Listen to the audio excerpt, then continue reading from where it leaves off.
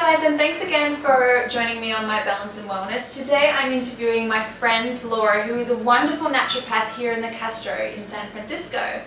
Laura, how are you going today? I'm doing well, thank you. Good. Look, I just have a few questions for you. First of all, what is a naturopath? Can you tell everyone out there what it is that you do? Sure. So a naturopathic doctor is very much like a regular doctor in the sense that we're licensed by the state to practice medicine, diagnose disease, I can do lab tests and all of that, but instead of using drugs and surgery and spending 5 minutes and sending you out the door without even looking at you, I take time to really sit and listen to your problems and figure out what's going on is a whole person picture, and I use natural treatments, not drugs and surgery. I use nutrition, food, herbs and botanicals, mind-body medicine, really trying to get the whole piece and all of the pictures that play into a full idea of health and wellness so that you can thrive as a whole person.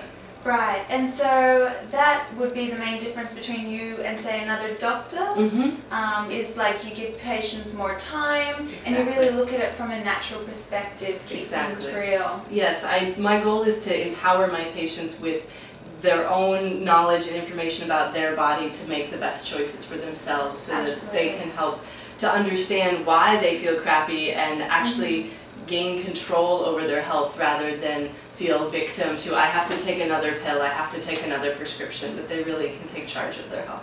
That's awesome. I guess it really is like education and prevention as well. Absolutely. So the more informed people are, then they'll be able to adopt that into their lifestyles at home and prevent anything else from happening with their health. Absolutely. Yeah, I think it's something we're really not educated enough. You know? Yeah, I spend a lot of time helping people to understand their actions today might have consequences later and how to get somebody on the right track. Cool. Very good. So what is one of the most common health misconceptions that people come into your office with? Sure, that's a good question.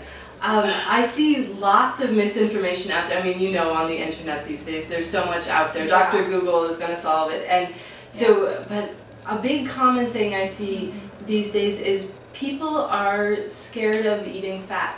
Right. And I mean, don't get me wrong, certain fats are very unhealthy. You want to avoid those, but healthy fats are really important, and we've been scared in our culture these days to everything needs to be, you know, fat-free, low-fat, or else we're gonna get heart disease and become obese, and that's just not, that's not scientifically accurate. Why are we being told those things?